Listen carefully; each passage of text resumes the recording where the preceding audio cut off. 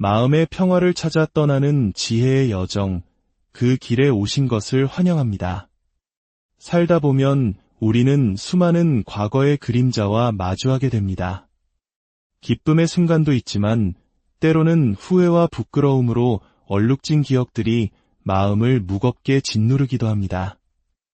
내가 지은 업은 과연 사라질 수 있을까? 지금 잘 산다고 해서 과거의 잘못이 없어질까? 이러한 고민들은 우리를 깊은 두려움 속으로 이끌곤 합니다. 오늘 우리는 이러한 마음의 짐을 어떻게 다루어야 하는지, 그리고 진정한 평온은 어디에서 오는 것인지에 대한 깊은 가르침을 나누고자 합니다. 이 이야기가 당신의 마음에 울림을 준다면 이 지혜의 빛을 주변에 나누는 것 또한 선한 인연을 짓는 하나의 방법이 될 것입니다. 구독과 공유는 저희가 이 지혜의 여정을 계속하는 데 큰 힘이 됩니다. 이 가르침을 듣는 모든 분들에게 평화가 깃들기를 기원합니다. 이야기는 한 불자님의 고뇌 어린 질문으로 시작됩니다. 스님, 기도를 하려고 앉으면 자꾸만 지나간 일들이 떠올라 너무나 부끄럽고 두렵습니다.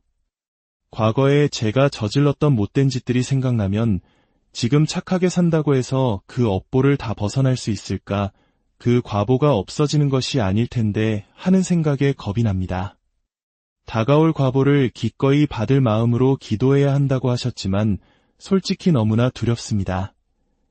이 질문에 담긴 두려움, 아마 많은 분들이 공감하실 겁니다.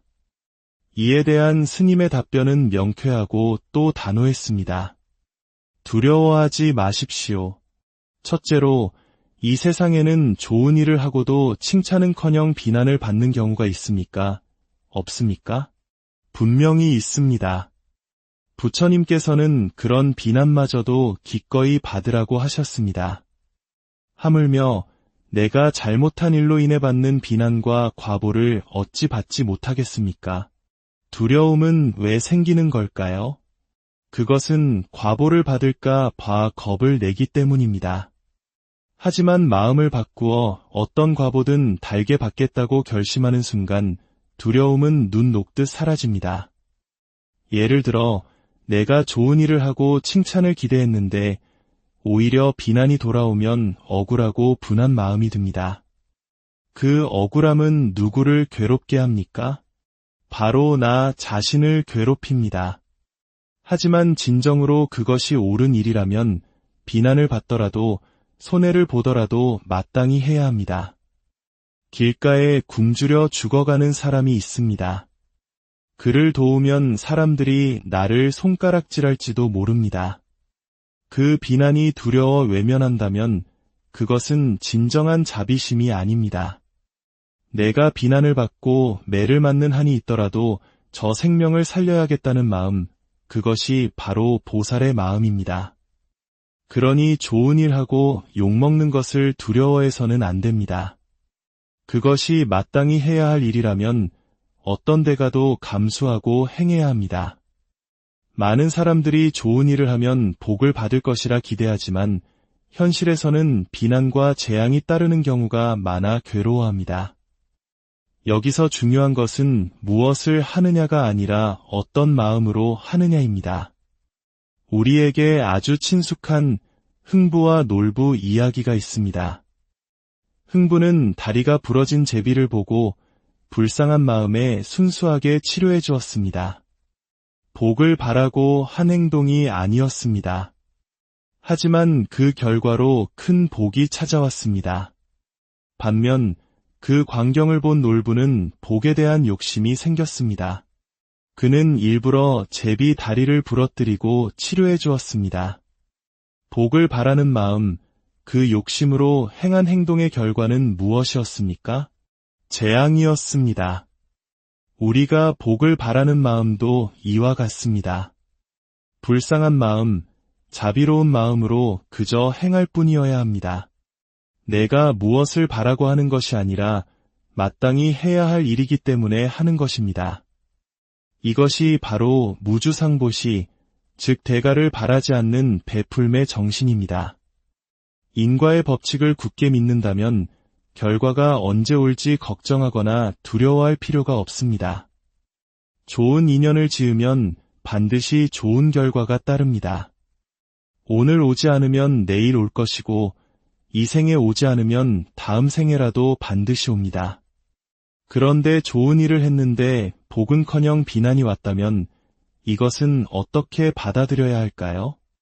부처님께서는 그 비난이야말로 진정한 복이라고 말씀하셨습니다. 비난이 어찌 복입니까? 이것은 재앙입니다라고 반문할 수 있습니다.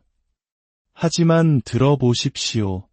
본래 40살에 끝날 운명이었던 사람이 좋은 일을 하고 욕 한 번 먹은 공덕으로 50살까지 살게 되었다면 그것은 복입니까?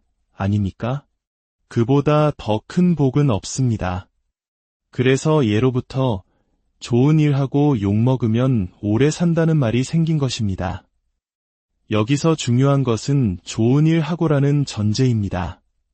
세상에서 가장 가치 있는 것 중 하나가 바로 수명, 즉 생명입니다. 그러니 좋은 일을 하고 받는 비난을 복으로 여길 수 있다면 세상의 어떤 일도 두려워할 것이 없습니다. 과거의 잘못으로 인해 앞으로 어떤 일이 닥치더라도 그것을 덤덤하게 받아들이십시오. 내가 지은 죄의 값을 치르는구나라고 생각하며 괴로워할 것이 아니라 어리석었던 시절 지은 인연의 과보가 이제야 왔구나. 기꺼이 받겠습니다라는 마음을 내어야 합니다. 심지어 위대하신 부처님께서도 깨달음을 얻으신 후 45년간 수많은 비난과 위협, 심지어 친족들이 살해당하는 아픔까지 겪으셨습니다. 하지만 부처님께서는 그 어떤 경계에도 마음이 흔들리지 않으셨습니다. 그 여여함이 바로 부처님의 위대함입니다. 그러니 기도하는 사람은 이제부터 어떤 일이 일어나든 그것이 좋은 일이든 나쁜 일이든 내 생각대로 판단하지 말고 기꺼이 받아들여야 합니다. 과거의 잘못을 떠올리며 나는 왜 그리 바보 같았을까 자책하지 마십시오. 그저 인연의 과보는 기꺼이 받겠습니다라는 마음을 내십시오. 그 과보를 기꺼이 받겠다고 마음먹을 때 비로소 다시는 그런 어리석은 인연을 짓지 않겠다는 굳은 서원이 생겨나는 것입니다. 피하려고 하지 말고 당당히 마주하며 걸어가십시오. 그럴 때 인생은 편안해지고 세상이 바로 보이기 시작합니다. 이어서 우리는 한 어머니의 가슴 아픈 사연을 통해 인과의 법칙이 우리 삶에 얼마나 깊이 스며들어 있는지를 살펴보겠습니다. 남편과 사별한 지 3년이 된 한 어머니에게는 두 아들이 있었습니다. 살아생전 남편과의 관계는 순탄치 않았고 다툼이 잦아질 때면 아이들을 데리고 남편만 남겨둔 채 이사를 가버리기도 했습니다. 큰아들은 그런 환경에 잘 적응했지만 작은아들은 마음에 큰 상처를 입었습니다. 아버지가 돌아가신 후 고3 시절부터 우울증을 앓던 작은아들은 대학 1학년을 마치고 군에 입대했습니다. 그러나 제대 후 아들의 상태는 군 가기 전보다 더욱 악화되었습니다. 가족과 눈도 마주치지 않고 한 달 넘게 신발 한 번 신지 않은 채 방 안에만 틀어박혀 세상과 담을 쌓았습니다. 답답한 마음에 어머니는 점집을 찾았고 점쟁이는 죽은 남편의 영혼이 아들에게 씌었다. 즉 빙의가 되었다는 말을 했습니다. 어머니는 거액을 들여 굿이라도 해야 하는 건지 아들을 정신병원에 데려가야 하는 건지 도무지 길을 찾을 수 없어 스님을 찾아왔습니다. 스님의 답변은 또 한 번 듣는 이의 마음을 흔들었습니다. 어머니, 한번 솔직하게 돌아봅시다. 살아있는 남편을 남겨두고 아이들까지 데리고 몰래 이사를 가버릴 정도였다면 그 마음속에는 남편이 없었으면 좋겠다. 차라리 죽었으면 좋겠다는 생각이 있었던 거 아닙니까? 결국 어머니의 소원대로 남편은 세상을 떠났습니다. 원하던 일이 이루어진 것입니다. 하지만 어머니는 괜찮을지 몰라도 아들의 마음은 어땠을까요? 아이의 눈앞에서 누군가 아버지를 버리고 떠났습니다. 아이의 마음속에는 깊은 원한이 쌓였을 겁니다. 그런데 그 원수가 누구입니까? 바로 세상에서 가장 사랑하는 엄마입니다. 아들의 마음속에는 거대한 폭풍이 몰아치고 있는 겁니다. 아버지를 생각하면 철천지 원수를 갚아야 하는데 그 원수가 바로 자신의 어머니인 이 기막힌 상황. 이러지도 저러지도 못하는 극심한 정신적 분열 속에서 아이가 할 수 있는 것은 무엇이었을까요? 바로 자기 자신을 파괴하는 것이었습니다. 방 안에 스스로를 가두고 고통스러워함으로써 어머니에게 가장 큰 고통을 주는 방식으로 복수하고 있는 것입니다. 이것은 죽은 남편의 영혼이 씌인 것이 아닙니다. 아버지에 대한 깊은 연민과 어머니에 대한 원망이 아이의 가슴 속에 상처로 맺혀 정신을 병들게 한 것입니다. 그렇다면 해결책은 무엇일까요? 점쟁이의 말대로 굿을 하는 것이 아닙니다. 그 상처를 치유해야 합니다. 그 한을 풀어주어야 합니다. 그러기 위해서 어머니가 해야 할 일은 단 하나입니다. 돌아가신 남편에게 진심으로 참회하는 것입니다. 여보, 내가 어리석었습니다. 내 못된 마음으로 당신 가슴에 대못을 박았습니다. 내가 죽을 죄를 지었습니다. 진심으로 참회하니 부디 원한을 푸십시오. 이렇게 눈물로 온 마음을 다해 참회 기도를 해야 합니다.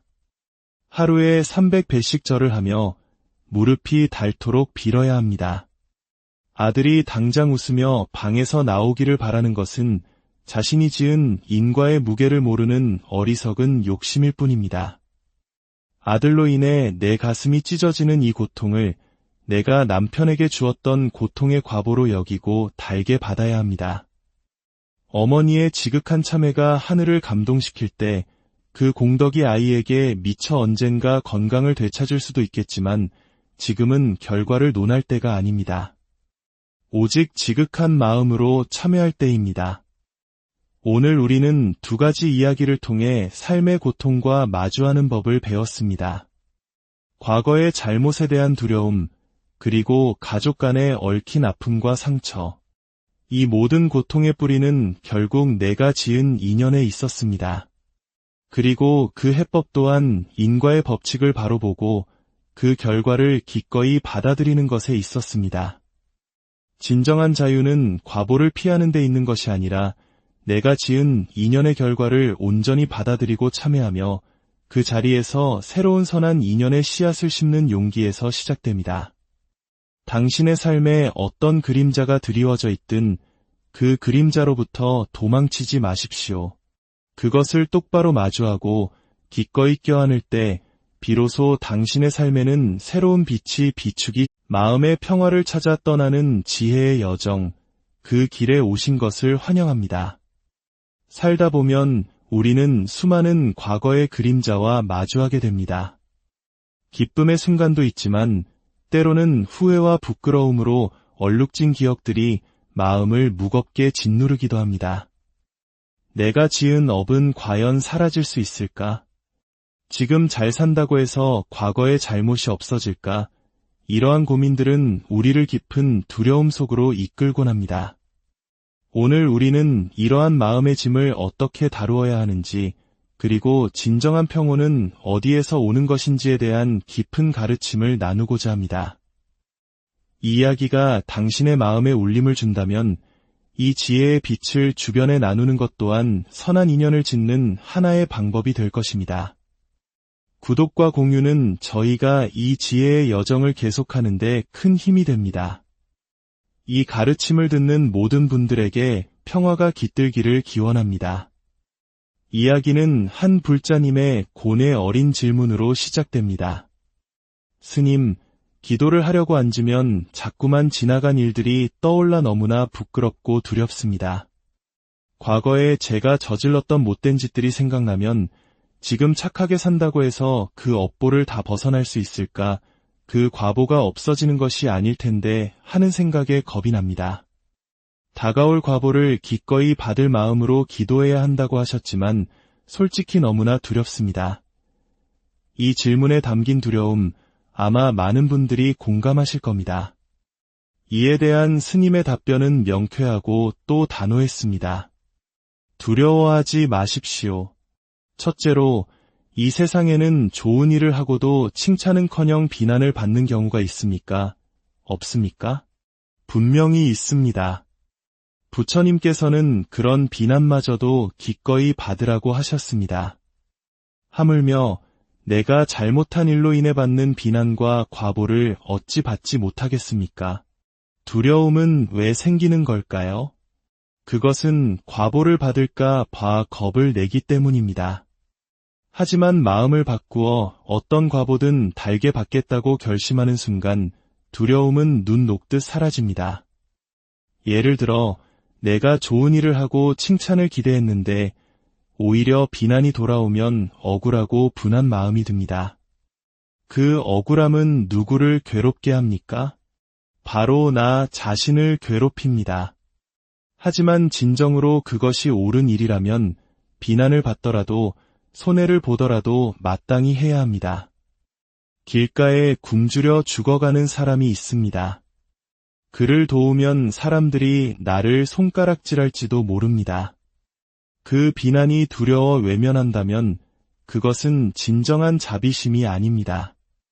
내가 비난을 받고 매를 맞는 한이 있더라도 저 생명을 살려야겠다는 마음, 그것이 바로 보살의 마음입니다. 그러니 좋은 일하고 욕먹는 것을 두려워해서는 안 됩니다. 그것이 마땅히 해야 할 일이라면 어떤 데 가도 감수하고 행해야 합니다. 많은 사람들이 좋은 일을 하면 복을 받을 것이라 기대하지만 현실에서는 비난과 재앙이 따르는 경우가 많아 괴로워합니다. 여기서 중요한 것은 무엇을 하느냐가 아니라 어떤 마음으로 하느냐입니다. 우리에게 아주 친숙한 흥부와 놀부 이야기가 있습니다. 흥부는 다리가 부러진 제비를 보고 불쌍한 마음에 순수하게 치료해 주었습니다. 복을 바라고 한 행동이 아니었습니다. 하지만 그 결과로 큰 복이 찾아왔습니다. 반면 그 광경을 본 놀부는 복에 대한 욕심이 생겼습니다. 그는 일부러 제비 다리를 부러뜨리고 치료해 주었습니다. 복을 바라는 마음, 그 욕심으로 행한 행동의 결과는 무엇이었습니까? 재앙이었습니다. 우리가 복을 바라는 마음도 이와 같습니다. 불쌍한 마음, 자비로운 마음으로 그저 행할 뿐이어야 합니다. 내가 무엇을 바라고 하는 것이 아니라 마땅히 해야 할 일이기 때문에 하는 것입니다. 이것이 바로 무주상보시, 즉 대가를 바라지 않는 베풀매 정신입니다. 인과의 법칙을 굳게 믿는다면 결과가 언제 올지 걱정하거나 두려워할 필요가 없습니다. 좋은 인연을 지으면 반드시 좋은 결과가 따릅니다. 오늘 오지 않으면 내일 올 것이고 이 생에 오지 않으면 다음 생에라도 반드시 옵니다. 그런데 좋은 일을 했는데 복은커녕 비난이 왔다면 이것은 어떻게 받아들여야 할까요? 부처님께서는 그 비난이야말로 진정한 복이라고 말씀하셨습니다. 비난이 어찌 복입니까? 이것은 재앙입니다라고 반문할 수 있습니다. 하지만 들어보십시오. 본래 40살에 끝날 운명이었던 사람이 좋은 일을 하고 욕 한 번 먹은 공덕으로 50살까지 살게 되었다면 그것은 복입니까? 아닙니까? 그보다 더 큰 복은 없습니다. 그래서 예로부터 좋은 일하고 욕먹으면 오래 산다는 말이 생긴 것입니다. 여기서 중요한 것은 좋은 일 하고라는 전제입니다. 세상에서 가장 가치 있는 것 중 하나가 바로 수명, 즉 생명입니다. 그러니 좋은 일을 하고 받는 비난을 복으로 여길 수 있다면 세상의 어떤 일도 두려워할 것이 없습니다. 과거의 잘못으로 인해 앞으로 어떤 일이 닥치더라도 그것을 덤덤하게 받아들이십시오. 내가 지은 죄의 값을 치르는구나라고 생각하며 괴로워할 것이 아니라 어리석었던 시절 지은 인연의 과보가 이제야 왔구나. 기꺼이 받겠습니다라는 마음을 내어야 합니다. 심지어 위대하신 부처님께서도 깨달음을 얻으신 후 45년간 수많은 비난과 위협, 심지어 친족들이 살해당하는 아픔까지 겪으셨습니다. 하지만 부처님께서는 그 어떤 경계에도 마음이 흔들리지 않으셨습니다. 그 여여함이 바로 부처님의 위대함입니다. 그러니 기도하는 사람은 이제부터 어떤 일이 일어나든 그것이 좋은 일이든 나쁜 일이든 내 생각대로 판단하지 말고 기꺼이 받아들여야 합니다. 과거의 잘못을 떠올리며 나는 왜 그리 바보 같았을까 자책하지 마십시오. 그저 인연의 과보는 기꺼이 받겠습니다라는 마음을 내십시오. 그 과보를 기꺼이 받겠다고 마음먹을 때 비로소 다시는 그런 어리석은 인연을 짓지 않겠다는 굳은 서원이 생겨나는 것입니다. 피하려고 하지 말고 당당히 마주하며 걸어가십시오. 그럴 때 인생은 편안해지고 세상이 바로 보이기 시작합니다. 이어서 우리는 한 어머니의 가슴 아픈 사연을 통해 인과의 법칙이 우리 삶에 얼마나 깊이 스며들어 있는지를 살펴보겠습니다. 남편과 사별한 지 3년이 된 한 어머니에게는 두 아들이 있었습니다.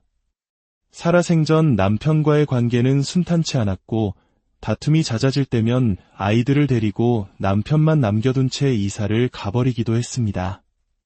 큰아들은 그런 환경에 잘 적응했지만 작은아들은 마음에 큰 상처를 입었습니다. 아버지가 돌아가신 후 고3 시절부터 우울증을 앓던 작은아들은 대학 1학년을 마치고 군에 입대했습니다. 그러나 제대 후 아들의 상태는 군 가기 전보다 더욱 악화되었습니다. 가족과 눈도 마주치지 않고 한 달 넘게 신발 한 번 신지 않은 채 방 안에만 틀어박혀 세상과 담을 쌓았습니다. 답답한 마음에 어머니는 점집을 찾았고 점쟁이는 죽은 남편의 영혼이 아들에게 씌었다, 즉 빙의가 되었다는 말을 했습니다. 어머니는 거액을 들여 굿이라도 해야 하는 건지 아들을 정신병원에 데려가야 하는 건지 도무지 길을 찾을 수 없어 스님을 찾아왔습니다. 스님의 답변은 또 한 번 듣는 이의 마음을 흔들었습니다. 어머니, 한번 솔직하게 돌아봅시다. 살아있는 남편을 남겨두고 아이들까지 데리고 몰래 이사를 가버릴 정도였다면 그 마음속에는 남편이 없었으면 좋겠다, 차라리 죽었으면 좋겠다는 생각이 있었던 거 아닙니까? 결국 어머니의 소원대로 남편은 세상을 떠났습니다. 원하던 일이 이루어진 것입니다. 하지만 어머니는 괜찮을지 몰라도 아들의 마음은 어땠을까요? 아이의 눈앞에서 누군가 아버지를 버리고 떠났습니다. 아이의 마음속에는 깊은 원한이 쌓였을 겁니다. 그런데 그 원수가 누구입니까? 바로 세상에서 가장 사랑하는 엄마입니다. 아들의 마음속에는 거대한 폭풍이 몰아치고 있는 겁니다. 아버지를 생각하면 철천지 원수를 갚아야 하는데 그 원수가 바로 자신의 어머니인 이 기막힌 상황. 이러지도 저러지도 못하는 극심한 정신적 분열 속에서 아이가 할 수 있는 것은 무엇이었을까요? 바로 자기 자신을 파괴하는 것이었습니다. 방 안에 스스로를 가두고 고통스러워함으로써 어머니에게 가장 큰 고통을 주는 방식으로 복수하고 있는 것입니다. 이것은 죽은 남편의 영혼이 씌인 것이 아닙니다. 아버지에 대한 깊은 연민과 어머니에 대한 원망이 아이의 가슴속에 상처로 맺혀 정신을 병들게 한 것입니다. 그렇다면 해결책은 무엇일까요? 점쟁이의 말대로 굿을 하는 것이 아닙니다. 그 상처를 치유해야 합니다. 그 한을 풀어주어야 합니다. 그러기 위해서 어머니가 해야 할 일은 단 하나입니다. 돌아가신 남편에게 진심으로 참회하는 것입니다. 여보, 내가 어리석었습니다. 내 못된 마음으로 당신 가슴에 대못을 박았습니다. 내가 죽을 죄를 지었습니다. 진심으로 참회하니 부디 원한을 푸십시오. 이렇게 눈물로 온 마음을 다해 참회 기도를 해야 합니다. 하루에 300배씩 절을 하며 무릎이 닳도록 빌어야 합니다. 아들이 당장 웃으며 방에서 나오기를 바라는 것은 자신이 지은 인과의 무게를 모르는 어리석은 욕심일 뿐입니다. 아들로 인해 내 가슴이 찢어지는 이 고통을 내가 남편에게 주었던 고통의 과보로 여기고 달게 받아야 합니다. 어머니의 지극한 참회가 하늘을 감동시킬 때 그 공덕이 아이에게 미처 언젠가 건강을 되찾을 수도 있겠지만 지금은 결과를 논할 때가 아닙니다. 오직 지극한 마음으로 참회할 때입니다. 오늘 우리는 두 가지 이야기를 통해 삶의 고통과 마주하는 법을 배웠습니다. 과거의 잘못에 대한 두려움, 그리고 가족 간의 얽힌 아픔과 상처. 이 모든 고통의 뿌리는 결국 내가 지은 인연에 있었습니다. 그리고 그 해법 또한 인과의 법칙을 바로 보고 그 결과를 기꺼이 받아들이는 것에 있었습니다. 진정한 자유는 과보를 피하는 데 있는 것이 아니라 내가 지은 인연의 결과를 온전히 받아들이고 참회하며 그 자리에서 새로운 선한 인연의 씨앗을 심는 용기에서 시작됩니다. 당신의 삶에 어떤 그림자가 드리워져 있든 그 그림자로부터 도망치지 마십시오. 그것을 똑바로 마주하고 기꺼이 껴안을 때 비로소 당신의 삶에는 새로운 빛이 비추기, 마음의 평화를 찾아 떠나는 지혜의 여정, 그 길에 오신 것을 환영합니다. 살다 보면 우리는 수많은 과거의 그림자와 마주하게 됩니다. 기쁨의 순간도 있지만 때로는 후회와 부끄러움으로 얼룩진 기억들이 마음을 무겁게 짓누르기도 합니다. 내가 지은 업은 과연 사라질 수 있을까? 지금 잘 산다고 해서 과거의 잘못이 없어질까? 이러한 고민들은 우리를 깊은 두려움 속으로 이끌곤 합니다. 오늘 우리는 이러한 마음의 짐을 어떻게 다루어야 하는지, 그리고 진정한 평온은 어디에서 오는 것인지에 대한 깊은 가르침을 나누고자 합니다. 이 이야기가 당신의 마음에 울림을 준다면 이 지혜의 빛을 주변에 나누는 것 또한 선한 인연을 짓는 하나의 방법이 될 것입니다. 구독과 공유는 저희가 이 지혜의 여정을 계속하는 데 큰 힘이 됩니다. 이 가르침을 듣는 모든 분들에게 평화가 깃들기를 기원합니다. 이야기는 한 불자님의 고뇌 어린 질문으로 시작됩니다. 스님, 기도를 하려고 앉으면 자꾸만 지나간 일들이 떠올라 너무나 부끄럽고 두렵습니다. 과거에 제가 저질렀던 못된 짓들이 생각나면 지금 착하게 산다고 해서 그 업보를 다 벗어날 수 있을까, 그 과보가 없어지는 것이 아닐 텐데 하는 생각에 겁이 납니다. 다가올 과보를 기꺼이 받을 마음으로 기도해야 한다고 하셨지만 솔직히 너무나 두렵습니다. 이 질문에 담긴 두려움, 아마 많은 분들이 공감하실 겁니다. 이에 대한 스님의 답변은 명쾌하고 또 단호했습니다. 두려워하지 마십시오. 첫째로, 이 세상에는 좋은 일을 하고도 칭찬은커녕 비난을 받는 경우가 있습니까? 없습니까? 분명히 있습니다. 부처님께서는 그런 비난마저도 기꺼이 받으라고 하셨습니다. 하물며 내가 잘못한 일로 인해 받는 비난과 과보를 어찌 받지 못하겠습니까? 두려움은 왜 생기는 걸까요? 그것은 과보를 받을까 봐 겁을 내기 때문입니다. 하지만 마음을 바꾸어 어떤 과보든 달게 받겠다고 결심하는 순간 두려움은 눈 녹듯 사라집니다. 예를 들어 내가 좋은 일을 하고 칭찬을 기대했는데 오히려 비난이 돌아오면 억울하고 분한 마음이 듭니다. 그 억울함은 누구를 괴롭게 합니까? 바로 나 자신을 괴롭힙니다. 하지만 진정으로 그것이 옳은 일이라면 비난을 받더라도 손해를 보더라도 마땅히 해야 합니다. 길가에 굶주려 죽어가는 사람이 있습니다. 그를 도우면 사람들이 나를 손가락질할지도 모릅니다. 그 비난이 두려워 외면한다면 그것은 진정한 자비심이 아닙니다. 내가 비난을 받고 매를 맞는 한이 있더라도 저 생명을 살려야겠다는 마음, 그것이 바로 보살의 마음입니다. 그러니 좋은 일하고 욕먹는 것을 두려워해서는 안 됩니다. 그것이 마땅히 해야 할 일이라면 어떤 대가도 감수하고 행해야 합니다. 많은 사람들이 좋은 일을 하면 복을 받을 것이라 기대하지만 현실에서는 비난과 재앙이 따르는 경우가 많아 괴로워합니다. 여기서 중요한 것은 무엇을 하느냐가 아니라 어떤 마음으로 하느냐입니다. 우리에게 아주 친숙한 흥부와 놀부 이야기가 있습니다. 흥부는 다리가 부러진 제비를 보고 불쌍한 마음에 순수하게 치료해 주었습니다. 복을 바라고 한 행동이 아니었습니다. 하지만 그 결과로 큰 복이 찾아왔습니다. 반면 그 광경을 본 놀부는 복에 대한 욕심이 생겼습니다. 그는 일부러 제비 다리를 부러뜨리고 치료해 주었습니다. 복을 바라는 마음, 그 욕심으로 행한 행동의 결과는 무엇이었습니까?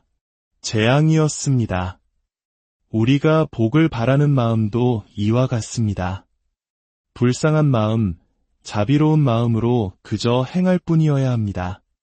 내가 무엇을 바라고 하는 것이 아니라 마땅히 해야 할 일이기 때문에 하는 것입니다. 이것이 바로 무주상보시, 즉 대가를 바라지 않는 베풀매 정신입니다. 인과의 법칙을 굳게 믿는다면 결과가 언제 올지 걱정하거나 두려워할 필요가 없습니다.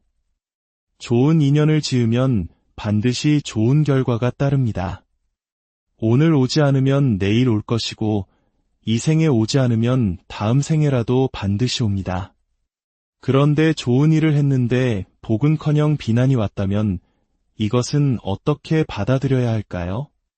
부처님께서는 그 비난이야말로 진정한 복이라고 말씀하셨습니다. 비난이 어찌 복입니까?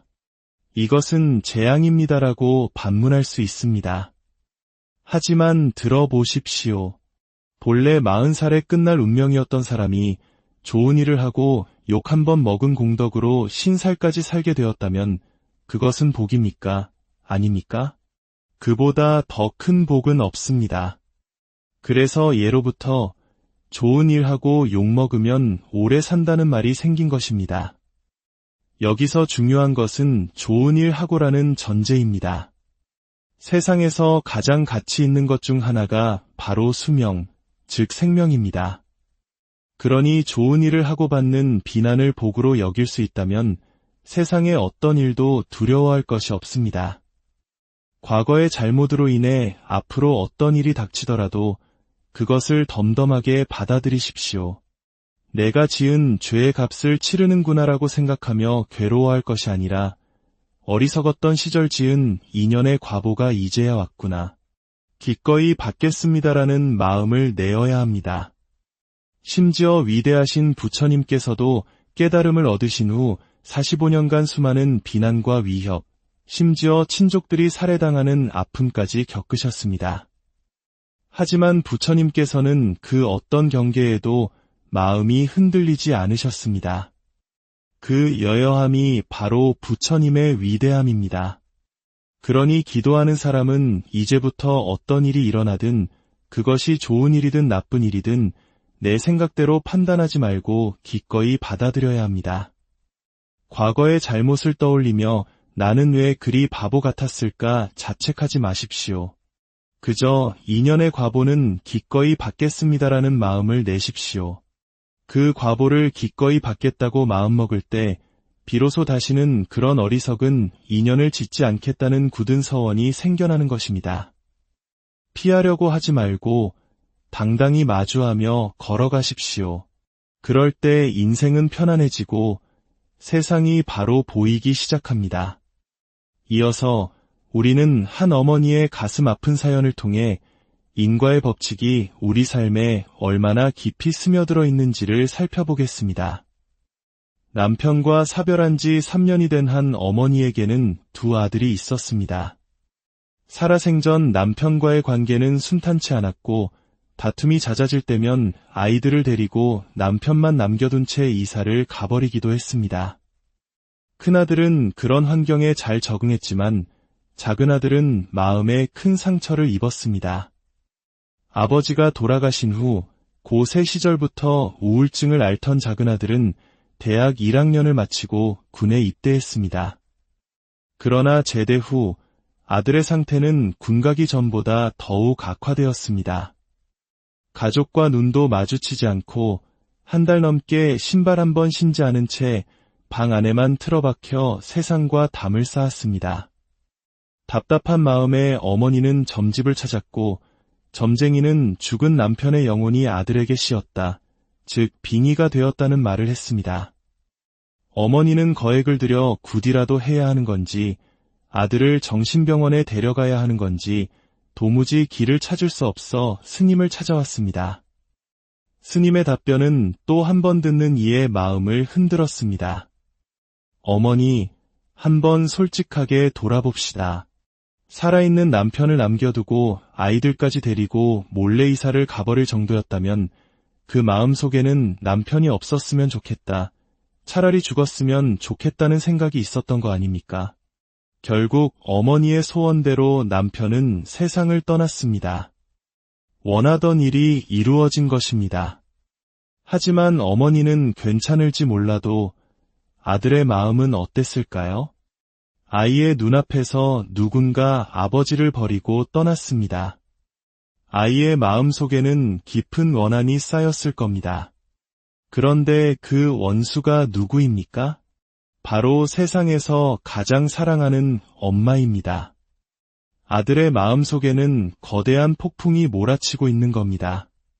아버지를 생각하면 철천지 원수를 갚아야 하는데 그 원수가 바로 자신의 어머니인 이 기막힌 상황. 이러지도 저러지도 못하는 극심한 정신적 분열 속에서 아이가 할 수 있는 것은 무엇이었을까요? 바로 자기 자신을 파괴하는 것이었습니다. 방 안에 스스로를 가두고 고통스러워함으로써 어머니에게 가장 큰 고통을 주는 방식으로 복수하고 있는 것입니다. 이것은 죽은 남편의 영혼이 씌인 것이 아닙니다. 아버지에 대한 깊은 연민과 어머니에 대한 원망이 아이의 가슴속에 상처로 맺혀 정신을 병들게 한 것입니다. 그렇다면 해결책은 무엇일까요? 점쟁이의 말대로 굿을 하는 것이 아닙니다. 그 상처를 치유해야 합니다. 그 한을 풀어주어야 합니다.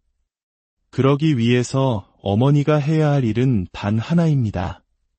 돌아가신 남편에게 진심으로 참회하는 것입니다. 여보, 내가 어리석었습니다. 내 못된 마음으로 당신 가슴에 대못을 박았습니다. 내가 죽을 죄를 지었습니다. 진심으로 참회하니 부디 원한을 푸십시오. 이렇게 눈물로 온 마음을 다해 참회 기도를 해야 합니다. 하루에 300배씩 절을 하며 무릎이 닳도록 빌어야 합니다. 아들이 당장 웃으며 방에서 나오기를 바라는 것은 자신이 지은 인과의 무게를 모르는 어리석은 욕심일 뿐입니다. 아들로 인해 내 가슴이 찢어지는 이 고통을 내가 남편에게 주었던 고통의 과보로 여기고 달게 받아야 합니다. 어머니의 지극한 참회가 하늘을 감동시킬 때 그 공덕이 아이에게 미처 언젠가 건강을 되찾을 수도 있겠지만 지금은 결과를 논할 때가 아닙니다. 오직 지극한 마음으로 참회할 때입니다. 오늘 우리는 두 가지 이야기를 통해 삶의 고통과 마주하는 법을 배웠습니다.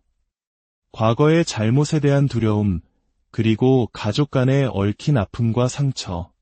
이 모든 고통의 뿌리는 결국 내가 지은 인연에 있었습니다. 그리고 그 해법 또한 인과의 법칙을 바로 보고 그 결과를 기꺼이 받아들이는 것에 있었습니다. 진정한 자유는 과보를 피하는 데 있는 것이 아니라 내가 지은 인연의 결과를 온전히 받아들이고 참회하며 그 자리에서 새로운 선한 인연의 씨앗을 심는 용기에서 시작됩니다. 당신의 삶에 어떤 그림자가 드리워져 있든 그 그림자로부터 도망치지 마십시오. 그것을 똑바로 마주하고 기꺼이 껴안을 때 비로소 당신의 삶에는 새로운 빛이 비추기, 마음의 평화를 찾아 떠나는 지혜의 여정, 그 길에 오신 것을 환영합니다. 살다 보면 우리는 수많은 과거의 그림자와 마주하게 됩니다. 기쁨의 순간도 있지만 때로는 후회와 부끄러움으로 얼룩진 기억들이 마음을 무겁게 짓누르기도 합니다. 내가 지은 업은 과연 사라질 수 있을까? 지금 잘 산다고 해서 과거의 잘못이 없어질까? 이러한 고민들은 우리를 깊은 두려움 속으로 이끌곤 합니다. 오늘 우리는 이러한 마음의 짐을 어떻게 다루어야 하는지, 그리고 진정한 평온은 어디에서 오는 것인지에 대한 깊은 가르침을 나누고자 합니다. 이 이야기가 당신의 마음에 울림을 준다면 이 지혜의 빛을 주변에 나누는 것 또한 선한 인연을 짓는 하나의 방법이 될 것입니다. 구독과 공유는 저희가 이 지혜의 여정을 계속하는 데 큰 힘이 됩니다. 이 가르침을 듣는 모든 분들에게 평화가 깃들기를 기원합니다. 이야기는 한 불자님의 고뇌 어린 질문으로 시작됩니다. 스님, 기도를 하려고 앉으면 자꾸만 지나간 일들이 떠올라 너무나 부끄럽고 두렵습니다. 과거에 제가 저질렀던 못된 짓들이 생각나면 지금 착하게 산다고 해서 그 업보를 다 벗어날 수 있을까? 그 과보가 없어지는 것이 아닐 텐데 하는 생각에 겁이 납니다. 다가올 과보를 기꺼이 받을 마음으로 기도해야 한다고 하셨지만 솔직히 너무나 두렵습니다. 이 질문에 담긴 두려움, 아마 많은 분들이 공감하실 겁니다. 이에 대한 스님의 답변은 명쾌하고 또 단호했습니다. 두려워하지 마십시오. 첫째로, 이 세상에는 좋은 일을 하고도 칭찬은커녕 비난을 받는 경우가 있습니까? 없습니까? 분명히 있습니다. 부처님께서는 그런 비난마저도 기꺼이 받으라고 하셨습니다. 하물며 내가 잘못한 일로 인해 받는 비난과 과보를 어찌 받지 못하겠습니까? 두려움은 왜 생기는 걸까요? 그것은 과보를 받을까 봐 겁을 내기 때문입니다. 하지만 마음을 바꾸어 어떤 과보든 달게 받겠다고 결심하는 순간 두려움은 눈 녹듯 사라집니다. 예를 들어 내가 좋은 일을 하고 칭찬을 기대했는데 오히려 비난이 돌아오면 억울하고 분한 마음이 듭니다. 그 억울함은 누구를 괴롭게 합니까? 바로 나 자신을 괴롭힙니다. 하지만 진정으로 그것이 옳은 일이라면 비난을 받더라도 손해를 보더라도 마땅히 해야 합니다. 길가에 굶주려 죽어가는 사람이 있습니다. 그를 도우면 사람들이 나를 손가락질할지도 모릅니다. 그 비난이 두려워 외면한다면 그것은 진정한 자비심이 아닙니다. 내가 비난을 받고 매를 맞는 한이 있더라도 저 생명을 살려야겠다는 마음, 그것이 바로 보살의 마음입니다. 그러니 좋은 일하고 욕먹는 것을 두려워해서는 안 됩니다. 그것이 마땅히 해야 할 일이라면 어떤 데 가도 감수하고 행해야 합니다. 많은 사람들이 좋은 일을 하면 복을 받을 것이라 기대하지만 현실에서는 비난과 재앙이 따르는 경우가 많아 괴로워합니다. 여기서 중요한 것은 무엇을 하느냐가 아니라 어떤 마음으로 하느냐입니다. 우리에게 아주 친숙한 흥부와 놀부 이야기가 있습니다. 흥부는 다리가 부러진 제비를 보고 불쌍한 마음에 순수하게 치료해 주었습니다. 복을 바라고 한 행동이 아니었습니다. 하지만 그 결과로 큰 복이 찾아왔습니다. 반면 그 광경을 본 놀부는 복에 대한 욕심이 생겼습니다. 그는 일부러 제비 다리를 부러뜨리고 치료해 주었습니다. 복을 바라는 마음, 그 욕심으로 행한 행동의 결과는 무엇이었습니까? 재앙이었습니다. 우리가 복을 바라는 마음도 이와 같습니다. 불쌍한 마음, 자비로운 마음으로 그저 행할 뿐이어야 합니다. 내가 무엇을 바라고 하는 것이 아니라 마땅히 해야 할 일이기 때문에 하는 것입니다. 이것이 바로 무주상보시, 즉 대가를 바라지 않는 베풀매 정신입니다. 인과의 법칙을 굳게 믿는다면 결과가 언제 올지 걱정하거나 두려워할 필요가 없습니다. 좋은 인연을 지으면 반드시 좋은 결과가 따릅니다. 오늘 오지 않으면 내일 올 것이고 이 생에 오지 않으면 다음 생에라도 반드시 옵니다. 그런데 좋은 일을 했는데 복은커녕 비난이 왔다면 이것은 어떻게 받아들여야 할까요? 부처님께서는 그 비난이야말로 진정한 복이라고 말씀하셨습니다. 비난이 어찌 복입니까? 이것은 재앙입니다라고 반문할 수 있습니다. 하지만 들어보십시오. 본래 40살에 끝날 운명이었던 사람이 좋은 일을 하고 욕 한 번 먹은 공덕으로 50살까지 살게 되었다면 그것은 복입니까? 아닙니까? 그보다 더 큰 복은 없습니다. 그래서 예로부터 좋은 일하고 욕 먹으면 오래 산다는 말이 생긴 것입니다. 여기서 중요한 것은 좋은 일 하고라는 전제입니다. 세상에서 가장 가치 있는 것 중 하나가 바로 수명, 즉 생명입니다. 그러니 좋은 일을 하고 받는 비난을 복으로 여길 수 있다면 세상의 어떤 일도 두려워할 것이 없습니다. 과거의 잘못으로 인해 앞으로 어떤 일이 닥치더라도 그것을 덤덤하게 받아들이십시오. 내가 지은 죄의 값을 치르는구나라고 생각하며 괴로워할 것이 아니라 어리석었던 시절 지은 인연의 과보가 이제야 왔구나. 기꺼이 받겠습니다라는 마음을 내어야 합니다. 심지어 위대하신 부처님께서도 깨달음을 얻으신 후 45년간 수많은 비난과 위협, 심지어 친족들이 살해당하는 아픔까지 겪으셨습니다. 하지만 부처님께서는 그 어떤 경계에도 마음이 흔들리지 않으셨습니다. 그 여여함이 바로 부처님의 위대함입니다. 그러니 기도하는 사람은 이제부터 어떤 일이 일어나든 그것이 좋은 일이든 나쁜 일이든 내 생각대로 판단하지 말고 기꺼이 받아들여야 합니다. 과거의 잘못을 떠올리며 나는 왜 그리 바보 같았을까 자책하지 마십시오. 그저 인연의 과보는 기꺼이 받겠습니다라는 마음을 내십시오. 그 과보를 기꺼이 받겠다고 마음먹을 때 비로소 다시는 그런 어리석은 인연을 짓지 않겠다는 굳은 서원이 생겨나는 것입니다. 피하려고 하지 말고 당당히 마주하며 걸어가십시오. 그럴 때 인생은 편안해지고 세상이 바로 보이기 시작합니다.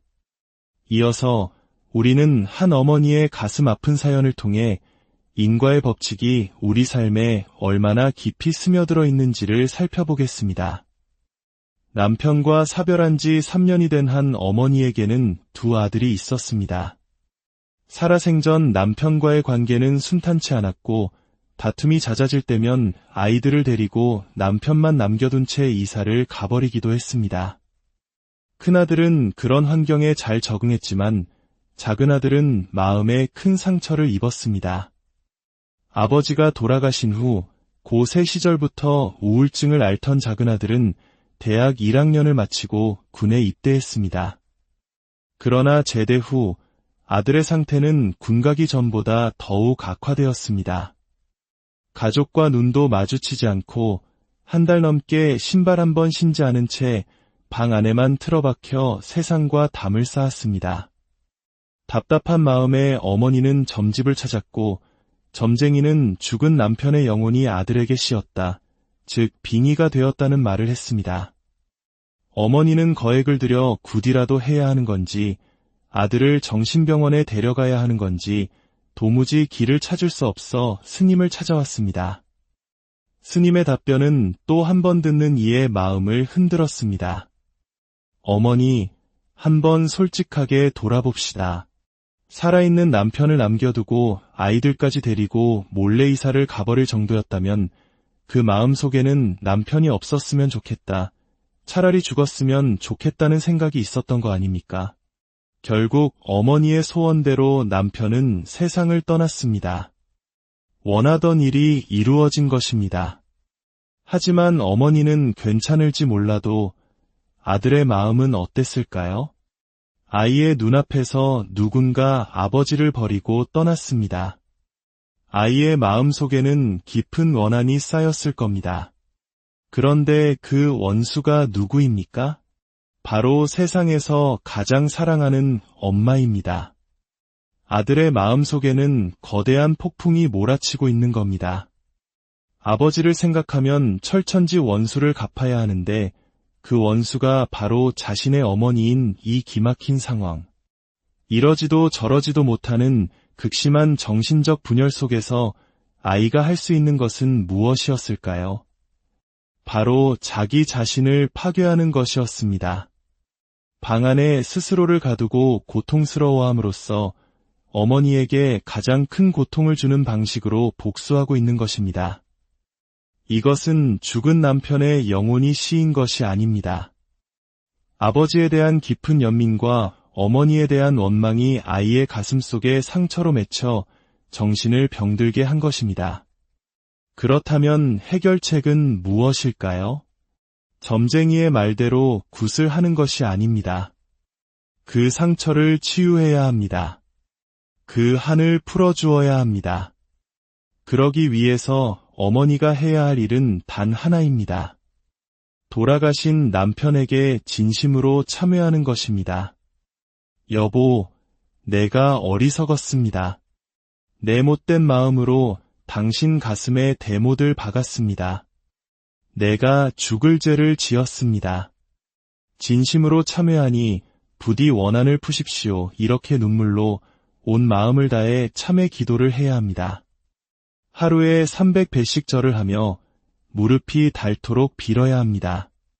아들이 당장 웃으며 방에서 나오기를 바라는 것은 자신이 지은 인과의 무게를 모르는 어리석은 욕심일 뿐입니다. 아들로 인해 내 가슴이 찢어지는 이 고통을 내가 남편에게 주었던 고통의 과보로 여기고 달게 받아야 합니다. 어머니의 지극한 참회가 하늘을 감동시킬 때 그 공덕이 아이에게 미처 언젠가 건강을 되찾을 수도 있겠지만 지금은 결과를 논할 때가 아닙니다. 오직 지극한 마음으로 참회할 때입니다. 오늘 우리는 두 가지 이야기를 통해 삶의 고통과 마주하는 법을 배웠습니다. 과거의 잘못에 대한 두려움, 그리고 가족 간의 얽힌 아픔과 상처. 이 모든 고통의 뿌리는 결국 내가 지은 인연에 있었습니다. 그리고 그 해법 또한 인과의 법칙을 바로 보고 그 결과를 기꺼이 받아들이는 것에 있었습니다. 진정한 자유는 과보를 피하는 데 있는 것이 아니라 내가 지은 인연의 결과를 온전히 받아들이고 참회하며 그 자리에서 새로운 선한 인연의 씨앗을 심는 용기에서 시작됩니다. 당신의 삶에 어떤 그림자가 드리워져 있든 그 그림자로부터 도망치지 마십시오. 그것을 똑바로 마주하고 기꺼이 껴안을 때 비로소 당신의 삶에는 새로운 빛이 비추기, 마음의 평화를 찾아 떠나는 지혜의 여정, 그 길에 오신 것을 환영합니다. 살다 보면 우리는 수많은 과거의 그림자와 마주하게 됩니다. 기쁨의 순간도 있지만 때로는 후회와 부끄러움으로 얼룩진 기억들이 마음을 무겁게 짓누르기도 합니다. 내가 지은 업은 과연 사라질 수 있을까? 지금 잘 산다고 해서 과거의 잘못이 없어질까? 이러한 고민들은 우리를 깊은 두려움 속으로 이끌곤 합니다. 오늘 우리는 이러한 마음의 짐을 어떻게 다루어야 하는지, 그리고 진정한 평온은 어디에서 오는 것인지에 대한 깊은 가르침을 나누고자 합니다. 이 이야기가 당신의 마음에 울림을 준다면 이 지혜의 빛을 주변에 나누는 것 또한 선한 인연을 짓는 하나의 방법이 될 것입니다. 구독과 공유는 저희가 이 지혜의 여정을 계속하는 데 큰 힘이 됩니다. 이 가르침을 듣는 모든 분들에게 평화가 깃들기를 기원합니다. 이야기는 한 불자님의 고뇌 어린 질문으로 시작됩니다. 스님, 기도를 하려고 앉으면 자꾸만 지나간 일들이 떠올라 너무나 부끄럽고 두렵습니다. 과거에 제가 저질렀던 못된 짓들이 생각나면 지금 착하게 산다고 해서 그 업보를 다 벗어날 수 있을까? 그 과보가 없어지는 것이 아닐 텐데 하는 생각에 겁이 납니다. 다가올 과보를 기꺼이 받을 마음으로 기도해야 한다고 하셨지만 솔직히 너무나 두렵습니다. 이 질문에 담긴 두려움, 아마 많은 분들이 공감하실 겁니다. 이에 대한 스님의 답변은 명쾌하고 또 단호했습니다. 두려워하지 마십시오. 첫째로, 이 세상에는 좋은 일을 하고도 칭찬은커녕 비난을 받는 경우가 있습니까? 없습니까? 분명히 있습니다. 부처님께서는 그런 비난마저도 기꺼이 받으라고 하셨습니다. 하물며 내가 잘못한 일로 인해 받는 비난과 과보를 어찌 받지 못하겠습니까? 두려움은 왜 생기는 걸까요? 그것은 과보를 받을까 봐 겁을 내기 때문입니다. 하지만 마음을 바꾸어 어떤 과보든 달게 받겠다고 결심하는 순간 두려움은 눈 녹듯 사라집니다. 예를 들어 내가 좋은 일을 하고 칭찬을 기대했는데 오히려 비난이 돌아오면 억울하고 분한 마음이 듭니다. 그 억울함은 누구를 괴롭게 합니까? 바로 나 자신을 괴롭힙니다. 하지만 진정으로 그것이 옳은 일이라면 비난을 받더라도 손해를 보더라도 마땅히 해야 합니다. 길가에 굶주려 죽어가는 사람이 있습니다. 그를 도우면 사람들이 나를 손가락질할지도 모릅니다. 그 비난이 두려워 외면한다면 그것은 진정한 자비심이 아닙니다. 내가 비난을 받고 매를 맞는 한이 있더라도 저 생명을 살려야겠다는 마음, 그것이 바로 보살의 마음입니다. 그러니 좋은 일하고 욕먹는 것을 두려워해서는 안 됩니다.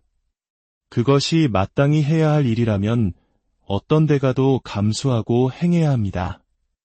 많은 사람들이 좋은 일을 하면 복을 받을 것이라 기대하지만 현실에서는 비난과 재앙이 따르는 경우가 많아 괴로워합니다. 여기서 중요한 것은 무엇을 하느냐가 아니라 어떤 마음으로 하느냐입니다. 우리에게 아주 친숙한 흥부와 놀부 이야기가 있습니다. 흥부는 다리가 부러진 제비를 보고 불쌍한 마음에 순수하게 치료해 주었습니다. 복을 바라고 한 행동이 아니었습니다. 하지만 그 결과로 큰 복이 찾아왔습니다. 반면 그 광경을 본 놀부는 복에 대한 욕심이 생겼습니다. 그는 일부러 제비 다리를 부러뜨리고 치료해 주었습니다. 복을 바라는 마음, 그 욕심으로 행한 행동의 결과는 무엇이었습니까? 재앙이었습니다. 우리가 복을 바라는 마음도 이와 같습니다. 불쌍한 마음, 자비로운 마음으로 그저 행할 뿐이어야 합니다. 내가 무엇을 바라고 하는 것이 아니라 마땅히 해야 할 일이기 때문에 하는 것입니다. 이것이 바로 무주상보시, 즉 대가를 바라지 않는 베풀매 정신입니다. 인과의 법칙을 굳게 믿는다면 결과가 언제 올지 걱정하거나 두려워할 필요가 없습니다. 좋은 인연을 지으면 반드시 좋은 결과가 따릅니다. 오늘 오지 않으면 내일 올 것이고 이 생에 오지 않으면 다음 생에라도 반드시 옵니다. 그런데 좋은 일을 했는데 복은커녕 비난이 왔다면 이것은 어떻게 받아들여야 할까요? 부처님께서는 그 비난이야말로 진정한 복이라고 말씀하셨습니다. 비난이 어찌 복입니까? 이것은 재앙입니다라고 반문할 수 있습니다. 하지만 들어보십시오. 본래 40살에 끝날 운명이었던 사람이 좋은 일을 하고 욕 한 번 먹은 공덕으로 50살까지 살게 되었다면 그것은 복입니까? 아닙니까? 그보다 더 큰 복은 없습니다. 그래서 예로부터 좋은 일하고 욕먹으면 오래 산다는 말이 생긴 것입니다. 여기서 중요한 것은 좋은 일 하고라는 전제입니다. 세상에서 가장 가치 있는 것 중 하나가 바로 수명, 즉 생명입니다. 그러니 좋은 일을 하고 받는 비난을 복으로 여길 수 있다면 세상의 어떤 일도 두려워할 것이 없습니다. 과거의 잘못으로 인해 앞으로 어떤 일이 닥치더라도 그것을 덤덤하게 받아들이십시오. 내가 지은 죄의 값을 치르는구나라고 생각하며 괴로워할 것이 아니라 어리석었던 시절 지은 인연의 과보가 이제야 왔구나. 기꺼이 받겠습니다라는 마음을 내어야 합니다. 심지어 위대하신 부처님께서도 깨달음을 얻으신 후 45년간 수많은 비난과 위협, 심지어 친족들이 살해당하는 아픔까지 겪으셨습니다. 하지만 부처님께서는 그 어떤 경계에도 마음이 흔들리지 않으셨습니다. 그 여여함이 바로 부처님의 위대함입니다. 그러니 기도하는 사람은 이제부터 어떤 일이 일어나든 그것이 좋은 일이든 나쁜 일이든 내 생각대로 판단하지 말고 기꺼이 받아들여야 합니다. 과거의 잘못을 떠올리며 나는 왜 그리 바보 같았을까 자책하지 마십시오. 그저 2년의 과보는 기꺼이 받겠습니다라는 마음을 내십시오.